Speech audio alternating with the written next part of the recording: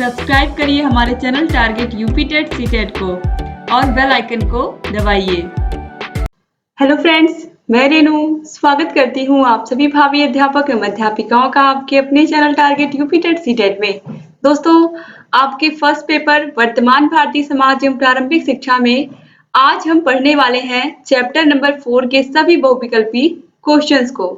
और दोस्तों, जो आपका चैप्टर नंबर 4 है वो है भारतीय एवं पाश्चात्य विचारकों के शैक्षिक विचार, यानी कि जो हमारे देश के भारतीय विचारक थे जिनमें प्रमुख रूप से स्वामी विवेकानंद, महात्मा गांधी, इसके अलावा गीजू भाई बधेका, रविंद्रनाथ टैगोर, मतलब जितने लोग थे उन्होंने कौन कौन से अपने शैक्षिक मत दिए और किस तरीके की शिक्षा व्यवस्था के बारे में उन्होंने बात की। इसके अलावा पाश्चात्य विचारकों की अगर बात करें तो इसमें प्रमुख रूप से मारिया मॉन्टेसरी, फ्रॉबेल, इसके अलावा जॉन ड्यूबी और रूसो, इन सभी के विषय में मैंने ऑलरेडी आप लोगों को पढ़ा दिया है क्लासेस में।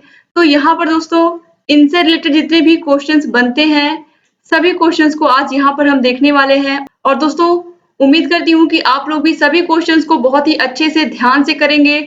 और दोस्तों, आप लोगों को अच्छे से सभी क्वेश्चंस को करना भी है और जितने क्वेश्चन आपके सही होंगे आप लोगों को कमेंट बॉक्स में कमेंट करके मुझे बताना भी है, जिससे पता चले मुझे कि आप लोगों में से कितने प्रशिक्षु ऐसे हैं जो सच में बहुत मेहनत करते हैं और साथ ही साथ वो लगातार जिस तरीके से मैं क्लासेस ले रही हूँ उसी तरीके से वो पढ़ते हुए चल रहे हैं।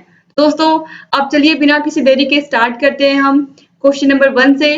विवेकानंद द्वारा स्थापित संस्था का नाम है ब्रह्म समाज, रामकृष्ण मिशन, आर्य समाज या फिर वेदांत समाज। दोस्तों, राइट आंसर है यहाँ पर option number B, Ramakrishna mission, यानी कि स्वामी विवेकानंद जी ने रामकृष्ण मिशन की स्थापना की थी।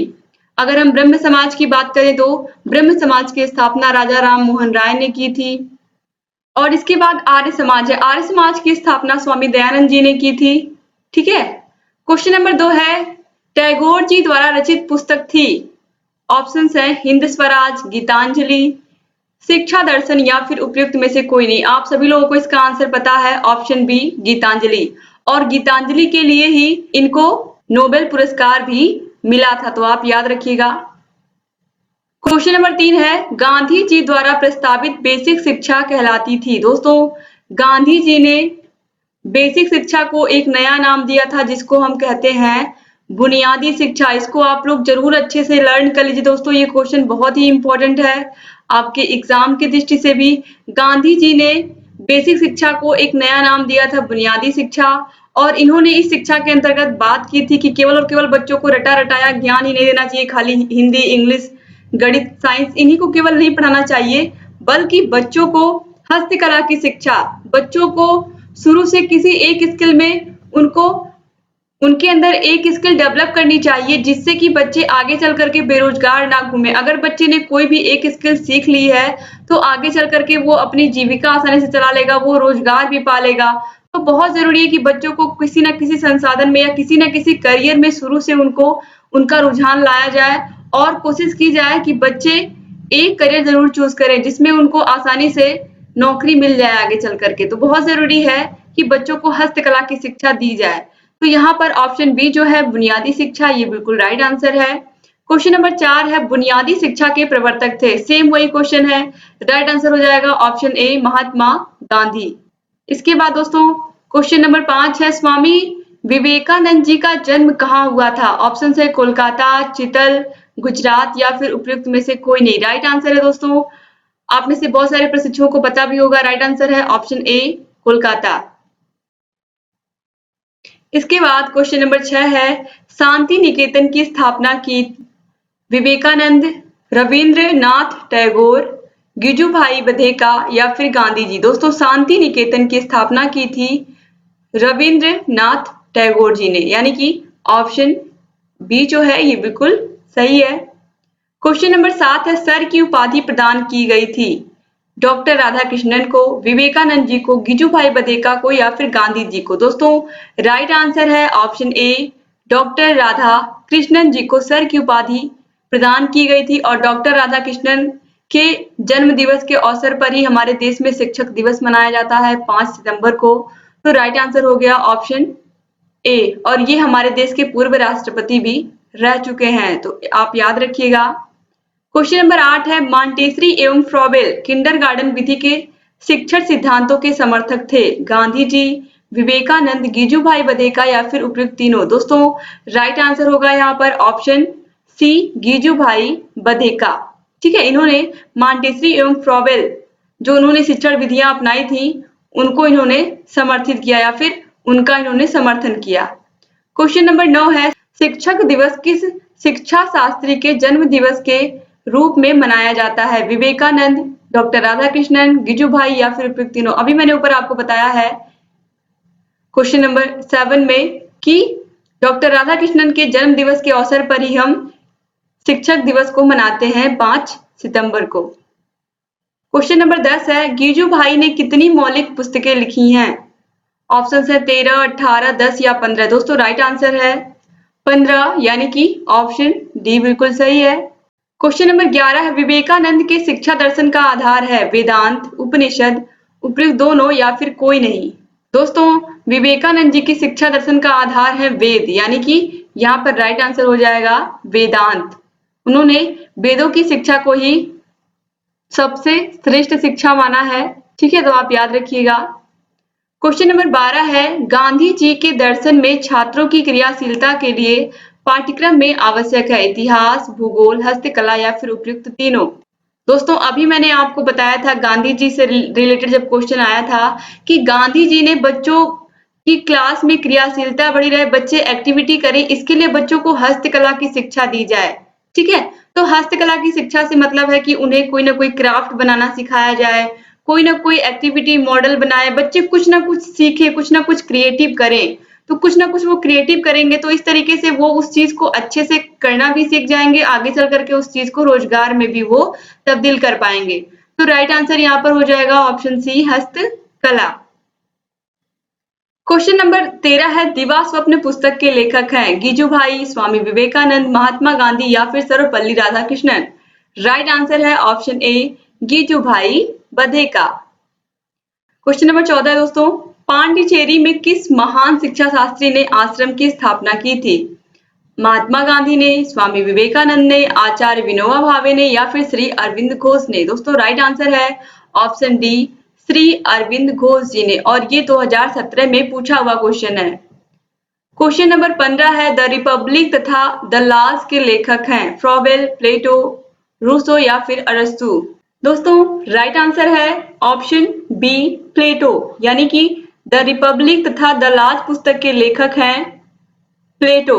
तो ऑप्शन बी जो है प्लेटो, ये बिल्कुल राइट आंसर है। तो अगर कहीं पर भी द रिपब्लिक या फिर द लॉज पुस्तक आता है तो आपको दिमाग में रखना है कि इन दोनों ही पुस्तकों के लेखक कौन है, प्लेटो हैं। क्वेश्चन नंबर 16 है, प्लेटो के अनुसार शिक्षा के उद्देश्य हैं ईश्वर को जानना, व्यक्तित्व का विकास करना, नागरिकता के गुणों का विकास करना या फिर उपयुक्त सभी। दोस्तों राइट आंसर है उपयुक्त सभी। क्वेश्चन नंबर 17 है, प्रकृति की ओर लौटो यह कथन है। दोस्तों प्रकृति की ओर लौटो, प्रकृतिवाद के जनक कौन है? आप सभी लोगों को पता है रूसो है। रूसो ने प्रकृतिवाद का शुरू से समर्थन किया और इन्हें ही इसीलिए प्रकृतिवाद का सबसे प्रबल समर्थक भी माना जाता है। तो इसीलिए राइट आंसर हो जाएगा ऑप्शन ए, रूसो। जहां पर भी प्रकृतिवाद आएगा वहां पर निश्चित रूप से रूसो का नाम जरूर मिलेगा आपको। क्वेश्चन नंबर 18 है, रूसो का जन्म कब हुआ था? दोस्तों रूसो का जन्म हुआ था 28 जून सन 1712 ईस्वी में, यानी कि ऑप्शन बी जो है ये बिल्कुल करेक्ट आंसर है। क्वेश्चन नंबर 19 है, एमिल के लेखक हैं रूसो, प्लेटो, अरस्तु या फिर फ्रॉबेल। दोस्तों राइट आंसर है ऑप्शन ए, रूसो। एमिल पुस्तक भी बहुत ही फेमस है दोस्तों, कभी कभी पूछ लेता है तो आप याद रखिएगा। क्वेश्चन नंबर 20 है, बच्चे को अकेला छोड़ो, उसको प्राकृतिक मानव बनने दो, सभ्य मानव बनाने की चिंता न करो। यह तर्क है दोस्तों, बच्चे को प्रकृति में अकेला छोड़ो, प्रकृति ही सबसे अच्छी शिक्षक है और प्रकृति ही उसे मानव बनाएगी। तो यहाँ पर ये कथन है रूसो का। जैसा कि मैंने कहा अगर जहां पर भी प्रकृतिवाद की बात होगी वहां पर रूसो निश्चित रूप से आएंगे। तो ऑप्शन सी जो है ये बिल्कुल करेक्ट आंसर है। ये रूसो का ही कथन है। क्वेश्चन नंबर 21 है, द स्कूल एंड सोसाइटी के लेखक हैं अरस्तु, जॉन ड्यूबी, रूसो या फिर फ्रॉवेल। राइट आंसर है option B, John Dewey. Question number 22 है, प्रथम किंडरगार्टन की स्थापना फ्रॉवेल ने कब की थी? 1839, 1837 या फिर 1849 या 1835 में। दोस्तों राइट आंसर है ऑप्शन ए, 1839 में। तो ऑप्शन ए बिल्कुल करेक्ट हो गया। क्वेश्चन नंबर 23 है, डॉक्टर मारिया मांटेसरी का जन्म कब हुआ था? दोस्तों डॉक्टर मारिया मांटेसरी का जन्म 31 अगस्त सन 1870 में हुआ था। तो ऑप्शन सी जो है ये बिल्कुल सही है। और इसके बाद हम आगे देखेंगे। Question number 24, A discovery of child के लेखक हैं मांटेसरी, ड्यूबी, डार्विन या फिर फ्रॉवेल। दोस्तों राइट आंसर है ऑप्शन ए, मांटेसरी। क्वेश्चन नंबर 25 है, मांटेसरी ने ज्ञानेंद्रियों को कितने भागों में विभाजित किया है? दोस्तों ज्ञानेंद्रियां कितनी होती हैं हमारे शरीर में? इंद्रियां, ज्ञानेंद्रियां 5 होती हैं, आंख, कान, नाक, जीभ और त्वचा। तो राइट आंसर क्या हो जाएगा? Option B. जब ज्ञानेंद्रियां 5 ही होती हैं तो मारिया मांटेसरी जी ने भी 5 ही बताई होंगी। तो इस तरीके से यहाँ पर आप याद रखिएगा। क्वेश्चन नंबर 26 है, प्लेटो ने मुख्य रूप से किस शिक्षण विधि का प्रतिपादन किया है? संवाद विधि, प्रश्नोत्तर विधि, व्याख्यान विधि या फिर इनमें से सभी। दोस्तों संवाद विधि प्लेटो, ऑलरेडी मैंने एक वीडियो बनाया है जिसमें मैंने पढ़ाया है कि किस शिक्षण विधि के जनक कौन है। तो उसको आप लोग जरूर देख लीजिएगा, उसकी भी लिंक आपको डिस्क्रिप्शन बॉक्स में मिल जाएगी। साथ ही साथ सभी विषयों के प्लेलिस्ट की लिंक तो आपको डिस्क्रिप्शन बॉक्स में मिलेगी ही। आप सभी विषयों की क्लासेस को अटेंड कर सकते हैं, उसके बाद सभी विषयों के इंपॉर्टेंट क्वेश्चंस को भी देख सकते हैं। तो इस तरीके से यहाँ पर दोस्तों ऑप्शन ए बिल्कुल सही हो गया, संवाद विधि के जनक प्लेटो हैं। क्वेश्चन नंबर 27 है, प्लेटो ने अनुशासन में किस रूप का समर्थन किया है? दंडात्मक अनुशासन, प्रभावात्मक अनुशासन, मुक्त्यात्मक अनुशासन या फिर इनमें से कोई नहीं। दोस्तों जो प्लेटो थे ये आदर्शवाद को मानने वाले थे और आदर्शवाद नियमों पर और अनुशासन पर ही चलता था। ठीक है, तो आदर्शवाद में अनुशासन का बहुत ही अधिक पालन करना बहुत जरूरी था। तो जो भी शिष्य अनुशासन का पालन नहीं कर पाते थे सही से, तो उनके लिए दंडात्मक अनुशासन था। यानी कि दंड का मतलब केवल और केवल शिष्यों को मारने से नहीं मतलब है कि डंडे से टीचर ने उन्हें मार दिया, ऐसा नहीं है। बहुत तरीके के दंड होते थे उस समय पर। तो इस तरीके से यहाँ पर जो आदर्शवाद था उसमें दंडात्मक अनुशासन की चर्चा की गई है। तो यहाँ पर राइट आंसर हो जाएगा दोस्तों ऑप्शन ए, दंडात्मक अनुशासन। यानी कि प्लेटो ने अनुशासन के रूप में दंडात्मक अनुशासन का समर्थन किया है। तो अगर एग्जाम में पूछता है प्लेटो ने अनुशासन के किस रूप का समर्थन किया है, तो राइट आंसर हो जाएगा दंडात्मक अनुशासन। और अगर यहाँ पर पूछता कि प्रकृतिवाद में अनुशासन के किस रूप का समर्थन किया गया है, तो प्रकृतिवाद में अगर रूसो के अनुसार यहाँ पर पूछता तो राइट आंसर होता ऑप्शन सी, मुक्त्यात्मक अनुशासन। यानी कि मुक्त्यात्मक अनुशासन का मतलब क्या होता है कि जो प्रकृति है उसमें बच्चे को मुक्त छोड़ देना, स्वतंत्र छोड़ देना और बच्चा अपने अकॉर्डिंग जो उसको पढ़ना अच्छा लगेगा, जो सीखना अच्छा लगेगा, वो प्रकृति से वो चीजें वो सीखेगा। क्वेश्चन नंबर 28 है, ड्यूबी के अनुसार शिक्षक है एक बाधा, विषय विशेषज्ञ, कुशल तक्षक या फिर एक आदर्श। दोस्तों राइट आंसर है ऑप्शन सी, कुशल तक्षक। लेकिन यहाँ पर दोस्तों तक्षक की जगह दक्षक होना चाहिए या फिर दक्ष होना चाहिए अपने जिस भी सब्जेक्ट को वो पढ़ा रहे हैं उस सब्जेक्ट में। क्योंकि कोई भी टीचर तभी सर्वश्रेष्ठ माना जाएगा, तभी अच्छा माना जाएगा जब वो अपने विषय में दक्ष होगा। ठीक है, तो यहाँ पर कुशल और दक्ष होना चाहिए। तक्षक का तो कोई विशेष अर्थ नहीं समझ में आता दोस्तों, तो यहाँ पर कुशल और दक्ष होना चाहिए, तब ये बिल्कुल राइट आंसर होगा। तो यहाँ पर ऑप्शन सी जो है ये बिल्कुल सही हो जाएगा। क्वेश्चन नंबर 29 है, मांटेसरी शिक्षण प्रक्रिया में बाल घर से तात्पर्य है विद्यालय, घर, उद्यान या फिर दुकान। राइट आंसर है ऑप्शन ए, विद्यालय। क्वेश्चन नंबर 30 है, मांटेसरी ने मुख्य रूप से किन बच्चों की शिक्षा पर ध्यान दिया? प्रतिभाशाली बालक, मानसिक रूप से मंदित, विकलांग बालक या फिर समस्यात्मक बालक। दोस्तों मांटेसरी जी ने मुख्य रूप से मानसिक रूप से मंदित बच्चे और विकलांग बच्चे इन दोनों पर ही ध्यान दिया था। तो ऑप्शन बी और ऑप्शन सी दोनों ही सही होंगे यहाँ पर। ठीक है, किसी एक को सही बताना दोस्तों सही नहीं होगा, क्योंकि जब दोनों ही ऑप्शन बिल्कुल सही हैं, तो इसलिए यहाँ पर मैं दोनों को ही सही मानूंगी। मानसिक रूप से मंद बच्चे यानी कि जो मानसिक रूप से अ, विकलांग बच्चे हैं, इसके अलावा जिनका दिमाग कमजोर होता है, ऐसे बच्चे और विकलांग बच्चे, इन दोनों की शिक्षा पर इन्होंने विशेष रूप से ध्यान दिया था। क्वेश्चन नंबर 31 है, फ्रॉबेल के अनुसार कौन सा खेल अनुपयोगी है? गत्यात्मक खेल, समूह गान, एकांकी नृत्य या फिर उपहारों का प्रयोग। दोस्तों, गत्यात्मक खेल का मतलब कोई भी खेल बच्चे खेल रहे हैं तो उसमें गति तो होगी, चाहे वो क्रिकेट हो, फुटबॉल हो, हॉकी हो। समूह गान का मतलब बच्चे साथ में कोई भी सॉन्ग गा रहे हैं, एक साथ एक समूह में ग्रुप सॉन्ग है। उपहारों का प्रयोग का मतलब है कि बच्चे एक दूसरे को खिलौने दे रहे हैं या उनके खिलौने वो ले रहे हैं, तो एक दूसरे के साथ खेल रहे हैं। और यहाँ पर एकांकी नृत्य का मतलब कोई बच्चा अकेले डांस कर रहा है। अगर वो अकेले डांस कर रहा है तो वो कुछ ना कुछ खुद से तो सीखेगा, लेकिन अपने आसपास के बच्चों को वो मिस करेगा और अपने आसपास के बच्चों से नहीं कुछ सीख पाएगा। तो इसलिए फ्रॉबेल के अनुसार जो एकांकी नृत्य है ये एक अनुपयोगी है, यह एक अनुपयोगी खेल है। आगे बढ़ते हैं, क्वेश्चन नंबर 32 है, किंडरगार्टन से क्या अभिप्राय है? दोस्तों, किंडरगार्टन का मतलब होता है बाल उद्यान, तो ऑप्शन सी जो है ये बिल्कुल सही है। वैसे भी गार्डन का मतलब क्या होता है? उद्यान ही होता है, और किंडर का मतलब बच्चे। क्वेश्चन नंबर 33 है, निम्नलिखित में से कौन सी ड्यूबी की रचना नहीं है? The social contract, how we think, democracy and education या फिर द स्कूल एंड सोसाइटी। दोस्तों, राइट आंसर है option A, the social contract. ये जॉन ड्यूबी की रचना नहीं है, बाकी जितनी भी रचनाएं हैं ये सब जॉन ड्यूबी की रचनाएं हैं। क्वेश्चन नंबर 34 है, निम्न में से कौन सी रचना रूसो की नहीं है? The laws, the new Heloise, Emile या फिर द सोशल कॉन्ट्रैक्ट। दोस्तों, राइट आंसर है ऑप्शन ए, द लॉज। और द लॉज किसकी रचना है? आप सभी लोगों को पता है, द लॉज प्लेटो की रचना है, अभी आपने आगे पढ़ा था।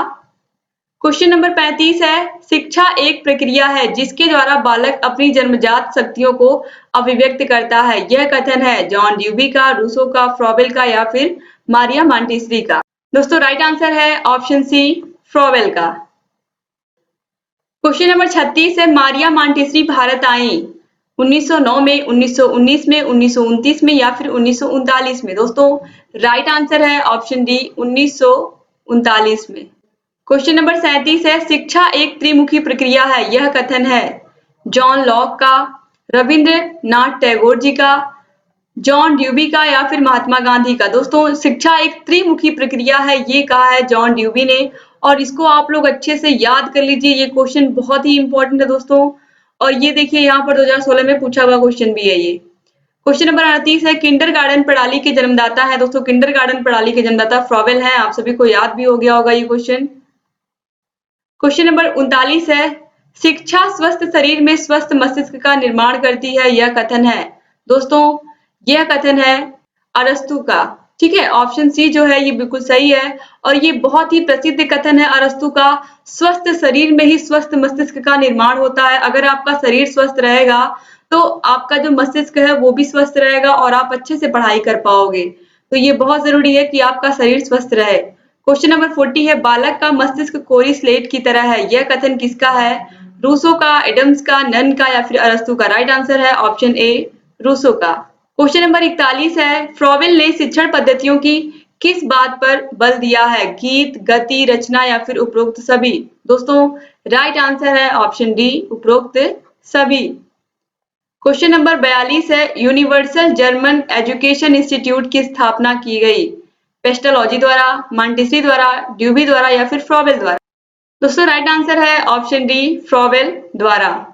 क्वेश्चन नंबर 43 है, मारिया मॉन्टेसरी का शिक्षण प्रभावित है मूक बधिर बच्चों से, मंद बुद्धि बच्चों से, दिव्यांग बच्चों से या फिर उपयुक्त सभी से। दोस्तों, मैंने आपको बताया था कि जो मारिया मॉन्टेसरी है वो मुख्य रूप से जो बच्चे मंद बुद्धि के थे, जो बच्चे या फिर कह सकते हैं मानसिक रूप से कमजोर थे, और ऐसे बच्चे जो विकलांग थे। तो विकलांग में ही मूक बधिर बच्चे भी आएंगे जो बोल नहीं सकते या जो सुन नहीं सकते, और दिव्यांग बच्चे तो रहेंगे ही, और मंद बुद्धि बच्चे भी। तो इस तरीके से राइट आंसर हो जाएगा ऑप्शन डी, उपयुक्त सभी। क्वेश्चन नंबर 44 है, पर्सनैलिटी पुस्तक के लेखक हैं कार्ल मार्क्स, रविंद्रनाथ टैगोर, जवाहरलाल नेहरू या फिर महात्मा गांधी। दोस्तों, राइट आंसर है option B, Rabindranath Tagore ji. Question number 45 है, संविधिक संस्था के अंतर्गत आता है घर, परिवार, विद्यालय या फिर समाज। दोस्तों राइट आंसर हो जाएगा ऑप्शन सी विद्यालय। विद्यालय जो होता है ये एक संविधिक संस्था है, मतलब कि यहाँ पर अनुशासन होता है, संविधान के अनुसार बहुत सारी चीजें यहाँ पर बच्चों को उसी के अकॉर्डिंग पढ़ाई जाती हैं। बच्चों को एक अनुशासन में रहना होता है और विद्यालय में जो भी कार्य कराए जाते हैं उनको बच्चे को अच्छे से करना होता है। तो इस तरीके से ये एक संविधिक संस्था होती है विद्यालय की। समाज में, परिवार में, घर में आप चाहे जैसे रहिए, आप किसी भी तरीके से फ्री होकर के रहिए, आपको कोई टोकने वाला नहीं है। लेकिन अगर आप गलती करते हो तो विद्यालय में निश्चित रूप से टीचर आपको जरूर डांटेंगे उसके लिए। तो इस तरीके से जो विद्यालय होता है, स्कूल होता है, वो क्या होता है? संविधिक संस्था होती है। क्वेश्चन नंबर 46 है, बालकों के गांधी माने जाते हैं। तो दोस्तों बालकों के गांधी कौन माने जाते हैं? ऑप्शन है मुंशी प्रेमचंद, गिजू भाई बधेका, रामधारी सिंह दिनकर या फिर अब्दुल कलाम। तो राइट आंसर है ऑप्शन बी गिजू भाई बधेका। इन्हें हम बालकों के गांधी के नाम से जानते हैं। क्वेश्चन नंबर 47 है दोस्तों, प्राथमिक शाला में भाषा शिक्षा किसके द्वारा लिखी गई? रविंद्रनाथ टैगोर जी के द्वारा, गांधी जी के द्वारा, जवाहरलाल नेहरू के द्वारा या फिर गिजू भाई बधेका के द्वारा। दोस्तों राइट आंसर है गिजू भाई बधेका। तो ऑप्शन डी जो है ये बिल्कुल सही है, 2017 में पूछा हुआ क्वेश्चन है। क्वेश्चन नंबर 48 है, फ्रोबेल द्वारा प्रतिपादित शिक्षण पद्धति है। दोस्तों फ्रोबेल ने किंडरगार्टन पद्धति को प्रतिपादित किया था और ये बहुत ही फेमस है, 2019 में पूछा हुआ क्वेश्चन है। क्वेश्चन नंबर 49 है, शिक्षा में प्रयोजनवाद के जन्मदाता हैं। दोस्तों शिक्षा में प्रयोजनवाद के जन्मदाता है विलियम जेम्स। ऑप्शन ए जो है ये बिल्कुल करेक्ट है। क्वेश्चन नंबर 50 है, सर्वोत्तम शिक्षा वही है जो संपूर्ण सृष्टि से हमारे जीवन का सामंजस्य स्थापित करती है। यह कथन किसका है? महात्मा गांधी का, रविंद्रनाथ टैगोर जी का, गिजू भाई बधेका का या फिर जवाहरलाल नेहरू। दोस्तों राइट आंसर है ऑप्शन बी रविंद्रनाथ टैगोर जी का। क्वेश्चन नंबर 51, गिजू भाई बधेका ने बालकों को संज्ञा दी थी बाल देवो भव, बालक ही भावी नागरिक, बालकों की शिक्षा उत्कृष्ट हो, बालक बालिकाओं से श्रेष्ठ। दोस्तों यहाँ पर राइट आंसर है ऑप्शन ए बाल देवो भव, यानी कि जो बालक है वो देवता के समान है, ठीक है, और उन्हें हमें अच्छे से अच्छी शिक्षा देनी चाहिए, ये कहना था गिजू भाई बधेका जी का। तो गिजू भाई बधेका जी इन्होंने बहुत ही अच्छे से शिक्षण पद्धति को, इन्होंने जिस तरीके से बच्चों को अच्छे से पढ़ाना चाहिए, जिस तरीके से उन्हें इस तरीके की शिक्षा दी जाए कि उन्हें ये ना लगे कि हम ऐसे क्लास में पढ़ रहे हैं जहां पर हम बोर हो रहे हैं। उन्होंने शिक्षा को मनोरंजक बनाने की कोशिश की और हर बच्चे को यूनिक शिक्षा देने का मतलब है हर बच्चे को उन्होंने कोशिश की कि कुछ अलग सिखाया जाए, जो जिस बच्चे की स्किल है उसमें उसको और आगे बढ़ाया जाए। तो कहीं ना कहीं गिजू भाई बधेका को इसीलिए हम बच्चों का गांधी के नाम से भी जानते हैं और बच्चे इन्हें बहुत पसंद करते थे, ठीक है। क्वेश्चन नंबर 52 है, कर्मेंद्रियों, ज्ञानेंद्रियों व पढ़ने लिखने की शिक्षा इन 3 भागों में शिक्षण पद्धति को विभाजित किया गया है। मॉन्टेसरी ने, फ्रोबेल ने, डाल्टन ने या फिर रूसो ने। दोस्तों कर्मेंद्रियों, ज्ञानेंद्रियों से जो शिक्षा देने की पद्धति थी वो मारिया मॉन्टेसरी जी ने स्टार्ट की थी। तो राइट आंसर हो जाएगा ऑप्शन ए। तो दोस्तों उम्मीद करती हूँ कि आपने मैक्सिमम क्वेश्चन इसमें से सही किए होंगे और आपको आज का क्लास भी अच्छा लगा होगा। वीडियो कैसा लगा आप लोग कमेंट बॉक्स में कमेंट करके बोलना मत भूलिएगा और अगर अभी तक इस वीडियो को शेयर नहीं किया तो प्लीज तुरंत शेयर भी कर दीजिए ताकि आपके सभी फ्रेंड्स इस वीडियो को देख सकें। खासकर अपने कॉलेज के ग्रुप में जरूर शेयर कर दिया करिए दोस्तों, जिससे अधिक से अधिक प्रशिक्षु हमसे जुड़ सके, हमारे सभी वीडियोस को देख सके और लगातार वो लोग अपनी तैयारी को अच्छे से कर सके। उम्मीद करती हूँ कि आज का वीडियो भी आपके लिए बहुत यूजफुल रहा होगा। वीडियो कैसा लगा आप लोग कमेंट करके जरूर बताइएगा दोस्तों।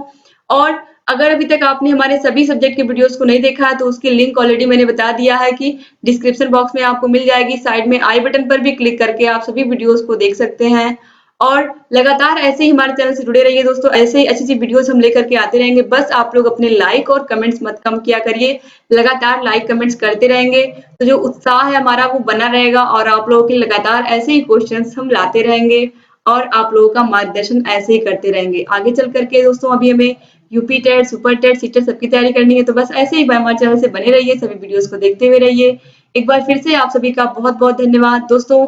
अगर अभी तक चैनल को सब्सक्राइब नहीं किया तो तुरंत सब्सक्राइब कर दीजिए और बगल में घंटी का निशान होगा उसको अगर आप प्रेस कर देंगे तो आपको सभी वीडियो की नोटिफिकेशंस समय से मिलती रहेंगी जो भी वीडियोस हम बनाते हैं। तो दोस्तों प्लीज बेल आइकन को भी प्रेस करना मत भूलिएगा। तब तक अपना ख्याल रखिएगा आप लोग। हम मिलते हैं नेक्स्ट वीडियो में। और केवल और केवल अपना ख्याल नहीं रखना है, अपने परिवार का ख्याल रखना है और ज्यादा बाहर नहीं निकलना है, क्योंकि अभी जो समय है वो बहुत ही नाजुक समय है, या फिर ये कह सकते हैं दोस्तों कि बहुत ही ज्यादा चरम पर इस समय महामारी फैल रही है। तो हमें कोशिश करनी है कि हम अपने घरों में ही रहें, अपने परिवार को भी सुरक्षित रखें और खुद भी सुरक्षित रहें। तो उम्मीद करती हूँ कि आप लोग अपने अपने घरों में होंगे, अपने परिवार के साथ होंगे। दोस्तों मिलते हैं नेक्स्ट वीडियो में। जय हिंद दोस्तों।